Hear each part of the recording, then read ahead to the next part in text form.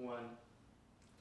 What's going on, guys? It's Blake, your better realtor. And Nathan Udamza here with Stearns Home Loans. And today we're going to be covering a very important topic, and that is why are interest rates increasing, what the next 90 days look like, and how does this impact you and your purchasing power. So first things first, we're going to go ahead and jump right into it, a graph, and I believe it's from Freddie Mac. Freddie Mac. Right? Freddie Mac is a big entity that buys a lot of mortgages and things like that. Yep, so we're going to just dive right into it, straight into the graph, so you guys can see what we're talking about and what we're referencing when we're talking about all these numbers. So we're going to jump right into it. Looking at this graph from Freddie Mac, we can see that in around January 7th, early January, the rates were at an all-time low, around 2.65% for a conventional 30-year fixed, right?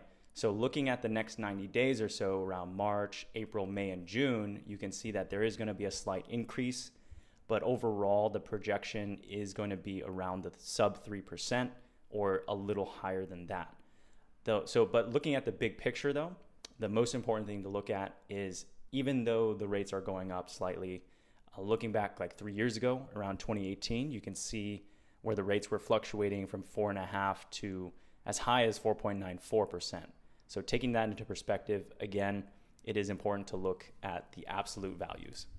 Yeah, and adding to that, I think just looking bigger picture and seeing how acting now might save you more money in the long run and help build your equity in the home. And we'll talk about that more in detail on how this higher interest rates can potentially take away from your purchasing power. All right, guys. So in summary, obviously there's a few different factors to take into consideration. And why is this relevant? Why are interest rates going up? Just like in anything in life, nothing stays at an all-time low forever, right? So just being proactive and making sure you're in the know is going to really help dictate your success moving forward. So Nathan's going to go ahead and cover a few examples if you were to purchase within the next 90 days, sub 3% interest rate, versus if you wait after the 90 days and it's above 3%, let's say. Around, just to keep it simple, like say 4%. So we'll do a whole percentage on top of the rate. We'll do a 1% difference. Yeah. Right, so we'll do it like that just so you guys can kind of have an idea. Obviously, neither myself nor Nathan have a crystal ball, so we can't predict the future. We can just go based off what we're seeing here on the graph. So without further ado, we're just going to jump into this next slide so you guys can check that out. Looking at the graphs here, we can see that I kind of broke it down into simple examples. What if we did a 3% at $500,000 loan amount, right? We can see that the monthly payment is around $2,100, right? So to keep it simple, what if we just added a full percent on top of the 3%? So that puts us 4. You can see that your monthly payment goes up to $2,387. So that's about $275 more, right? So that's something to be mindful of is, yes, your payment does increase by that full percentage. As you can see, that's pretty significant. And then the very last example, option 3, what I'm showing you is what if you lowered the purchase price to keep the same monthly payment as option 1, what that looks like. So you can see that a full percentage increase decreases your purchasing power by $50,000, right? So that's from a cash flow perspective, monthly. But looking long term, when you are able to have a lower interest rate, the benefit of doing that is you put more money towards your principal instead of paying more towards interest. So looking long term, even if you could have the same monthly payment, right, between options 1 and 3, looking long term, the benefit of having a lower interest rate is simply that you can actually pay more money towards principal instead of interest.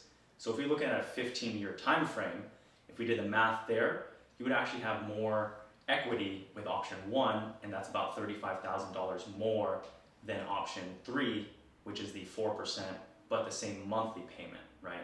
So if we're looking long term, again, beneficial to having a lower interest rate. Blake, if you want to add anything towards that. Yeah, so I think just closing, right? It's just looking at all the different options available to you. Now, we're not saying, hey, right now is the time to buy for you, right? But let's at least have a conversation to explore the different options, right? Knowledge is power, and having all this information available to you guys allows you to have more flexibility and different options that can help you guys make the best educated decision moving forward. and we are here to help facilitate whatever decision you decide to make. So that's all we have for today, guys. If you have any questions in regards to interest rates, purchasing power, or how we can help you guys get your foot in the door in purchasing your home, please send us a DM. Go ahead and like and subscribe if you haven't already.